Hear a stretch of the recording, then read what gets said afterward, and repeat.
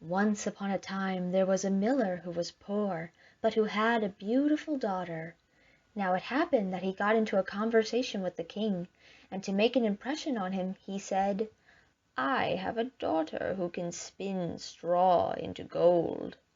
The king said to the miller, "That is an art that I really like. If your daughter is as skillful as you say, then bring her to my castle tomorrow, and I will put her to the test." When the girl was brought to him, he led her into a room that was entirely filled with straw. Giving her a spinning wheel and a reel, he said, "Get to work now. Spin all night, and if by morning you have not spun this straw into gold, then you will have to die." Then he himself locked the room, and she was there all alone.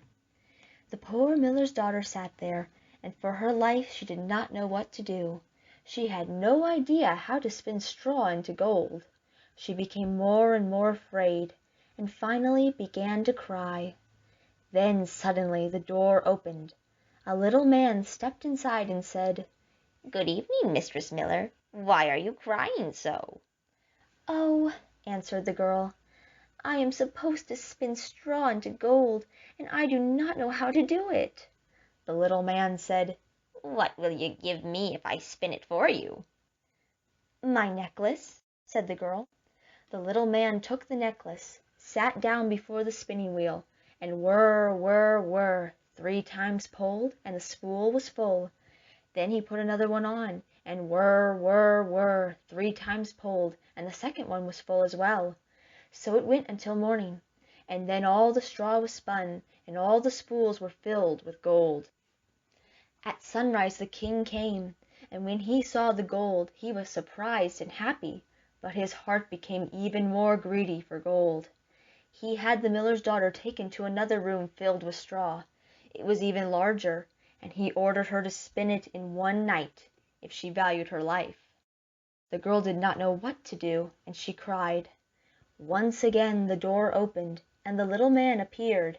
He said, "What will you give me if I spin the straw into gold for you?" "The ring from my finger," answered the girl. The little man took the ring, and began once again to whir with the spinning wheel.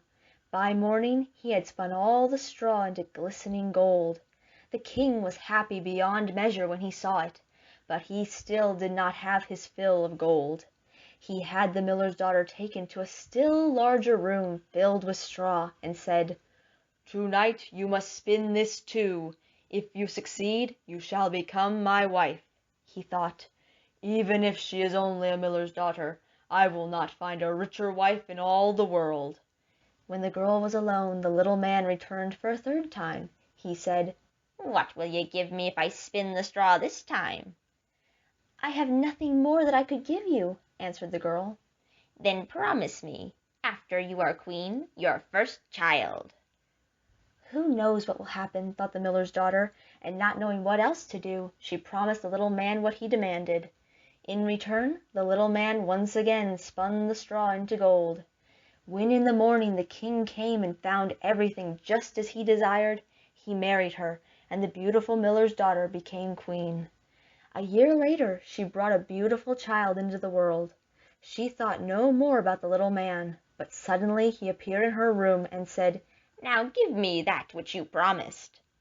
The queen took fright and offered the little man all the wealth of the kingdom if he would let her keep the child, but the little man said, "No, something living is dearer to me than all the treasures of the world."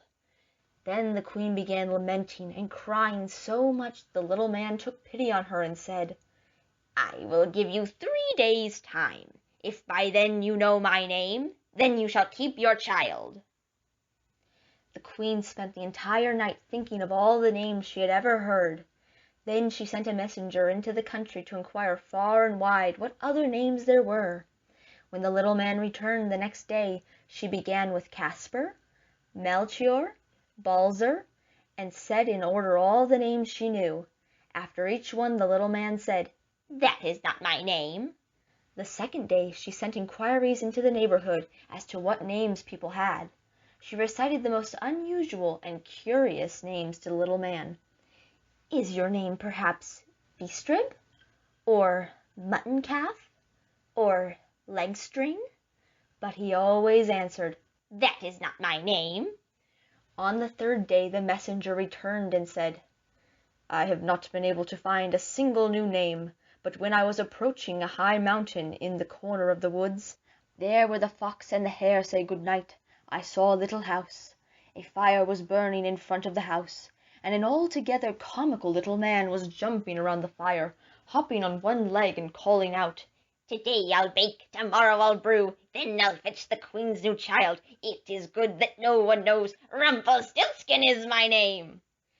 Now you can imagine how happy the queen was when she heard that name. Soon afterward the little man came in and asked, "Now, Madam Queen, what is my name?" She first asked, Is your name Kunz? "No." Is your name Heinz? "No."